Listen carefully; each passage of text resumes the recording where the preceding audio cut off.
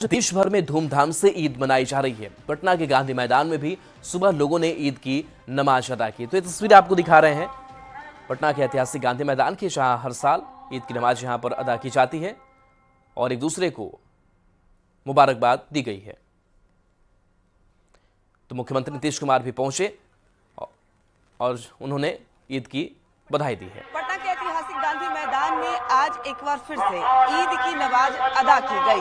1925 में पहली बार पटना के ऐतिहासिक गांधी मैदान में ईद की नमाज पढ़ी गई थी और आज लगभग 100 साल ईद की नमाज पढ़ते पढ़ते हो गए हैं।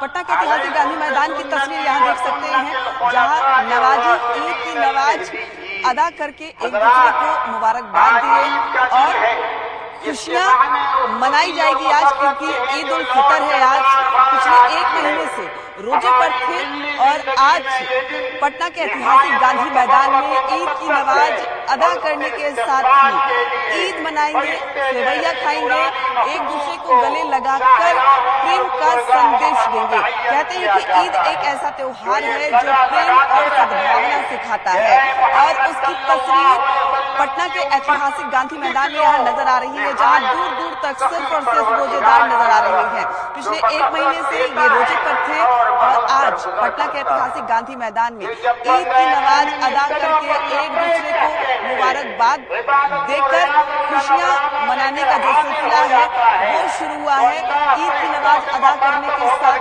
गले मिलकर एक दूसरे को मुबारकबाद देकर इन्होंने ईद की खुशियों में चार चांद लगाया है। ईद जिसका इंतजार मुसलमान भाइयों बहनों को रहता है, एक महीने का रोजा और उसके बाद ईद की खुशियां, नए नए कपड़े, कई पकवान और उसका इंतजार रहता है, जिसकी शुरुआत ईद की नमाज अदा करने के साथ ही हो जाती है। पटना के ऐतिहासिक गांधी मैदान में सुबह 7:30 बजे ईद की नमाज अदा की गई और अब पूरे दिन ईद की जो खुशियां हैं एक दूसरे को गले मिलाकर सेवैयां खाकर बांटी जाएंगी। कैमरामैन अजय दुबे के साथ विनीता मिश्रा, न्यूज़ 18 पटना। मुख्यमंत्री नीतीश कुमार ने भी गांधी मैदान में ईद की नमाज पढ़ रहे लोगों से मुलाकात की और उन्हें ईद की मुबारकबाद दी। तो देखिए, नीतीश कुमार आज पटना के ऐतिहासिक इस गांधी मैदान में पहुंचे और जब ईद की नमाज पढ़ ली गई उसके बाद से मुलाकात नमाजियों के साथ की और उन्हें ईद की मुबारकबाद दी। तो मुख्यमंत्री नीतीश कुमार हर बार पहुंचते हैं गांधी मैदान में, जहां ईद की नमाज अदा की जाती है और वो मुस्लिम भाइयों से मिलकर उनको मुबारकबाद भी देते हैं।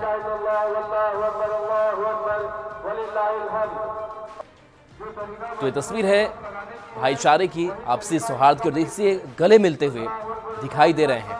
तो ये अंदाज जो है ईद पर मुख्यमंत्री नीतीश कुमार का दिखता है, जहां वो बताते हैं कि किस तरीके से सांप्रदायिक सौहार्द जो है वो बना रहे और इस पर्व का वो हिस्सा बनते हैं। तो उनके साथ साथ देखिए मंत्री अशोक चौधरी भी दिखाई दे रहे हैं, इसके साथ कुछ और नेताओं की यहाँ पर मौजूदगी है और सभी से मिलकर बधाई दी है। तो इसके पहले सीएम नीतीश ने सोशल मीडिया पर पोस्ट कर लोगों को ईद की शुभकामनाएं भी दी। सीएम नीतीश ने लिखा कि ईद के मौके पर प्रदेश एवं देशवासियों को तथा विशेषकर मुस्लिम भाई बहनों को हार्दिक बधाई और शुभकामनाएं। खुदा इस मुबारक दिन पर हम सब पर अपनी रहमतों की बारिश करें और राज्य में सुख शांति और समृद्धि आए। तो ये पोस्ट सीएम नीतीश कुमार का ईद की मुबारकबाद उन्होंने देशवासियों को, राज्यवासियों को दी है और सुख शांति समृद्धि की भी उन्होंने कामना की है। आज ईद है और इस मौके पर छपरा के अलग अलग ईदगाहों में ईद की विशेष नमाज अदा की गई। साड़ा स्थित ईदगाह पर बड़ी संख्या में मुस्लिम समुदाय के लोगों ने ईद की नमाज पढ़ी और एक दूसरे को ईद की बधाई दी। ईद को लेकर यहां प्रशासन ने सुरक्षा के पुख्ता इंतजाम किए थे।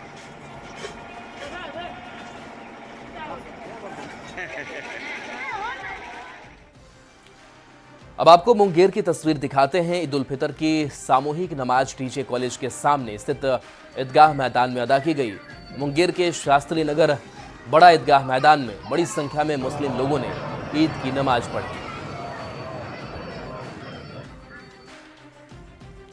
बीजेपी के राष्ट्रीय प्रवक्ता सैयद शाहनवाज हुसैन ने दिल्ली के पार्लियामेंट राष्ट्रीय मस्जिद में ईद की नमाज अदा की। इस मौके पर शाहनवाज हुसैन ने कहा कि उन्होंने मुल्क की तरक्की की कामना की है। इस मौके पे पूरे मुल्क के लोगों को मुबारकबाद देते हैं और बहुत अच्छे से ये रोज़ा बीता है और आज भी ईद की नमाज सब जगह बहुत अच्छे से हुई है। ईद का दिन होता है सब कुछ भुला के गले लगने का दिन है और पूरे मुल्क में एकजहती हो, एकता हो, सब लोग मिलकर ईद मनाएं और ये मुल्क तरक्की करे, सब लोग मिलजुल कर रहें, यही कामना करता हूँ। पटना के फुलवारी शरीफ स्थित इमारत शरिया में नेतृत्व का विवाद थमता नहीं दिख रहा है।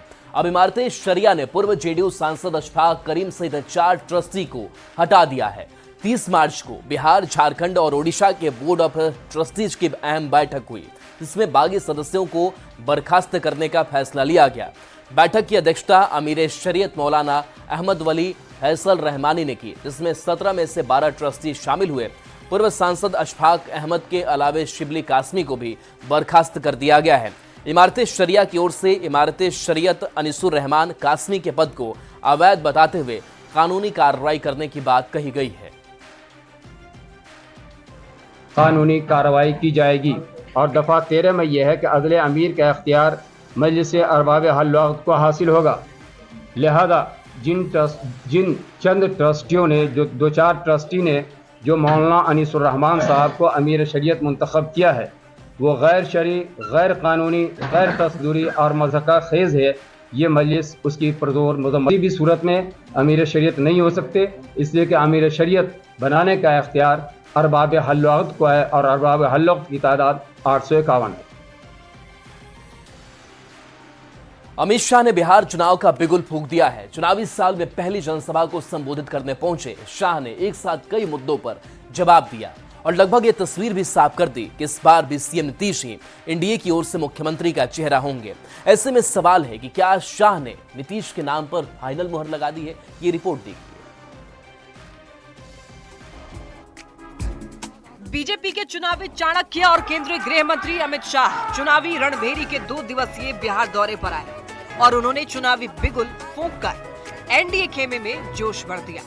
चुनावी साल में सीएम पेस को लेकर लंबे समय से जारी चर्चा पर गृह मंत्री अमित शाह ने साफ संकेत दिया और इशारों में इस बात पर मुहर लगा दी कि सीएम नीतीश कुमार ही एनडीए की ओर से मुख्यमंत्री का चेहरा होंगे।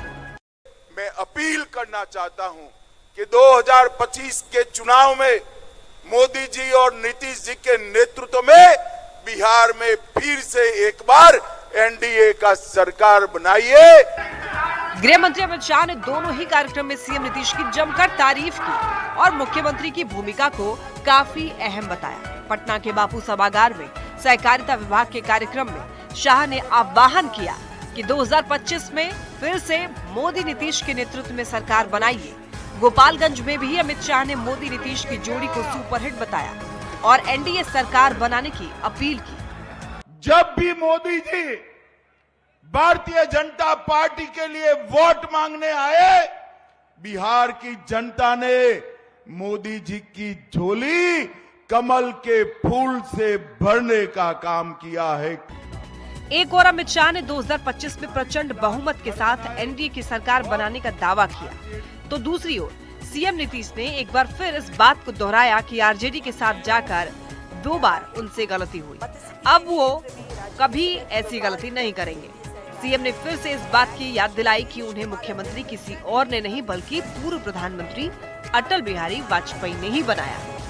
अब हमसे गलती हुआ पटिया में कि 2 बार उन्हीं लोगों को ली 1.5 महीना, तो हम लोगों ने तय कर लिया कि ये गलत है, ये कभी नहीं होगा।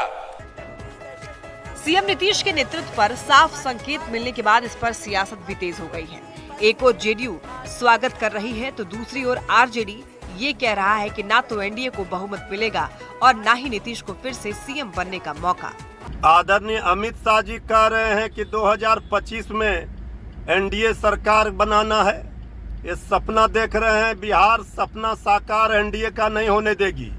आज आदरणीय गृह मंत्री अमित शाह जी ने फिर से एक बार स्पष्ट कर दिया कि एनडीए का पूरा कुनबा आदरणीय नीतीश कुमार जी के नेतृत्व में न सिर्फ चुनाव लड़ेगा बल्कि जनता के आशीर्वाद से एनडीए की सरकार भी आदरणीय नीतीश कुमार जी के नेतृत्व में ही बनेगी। गृह मंत्री अमित शाह के बयान के बाद एनडीए में सीएम कैंडिडेट का मसला लगभग साफ हो गया है। जेडीयू और बीजेपी पहले से ही नीतीश कुमार के नेतृत्व में 2025 का चुनाव लड़ने की बात कहते आ रही है और अब इस पर अमित शाह ने भी फाइनल मुहर लगा दी है। पटना संवाददाता रवि एस नारायण, आनंद अमृतराज और गोपालगंज संवाददाता गोविंद कुमार के साथ ब्यूरो रिपोर्ट न्यूज 18।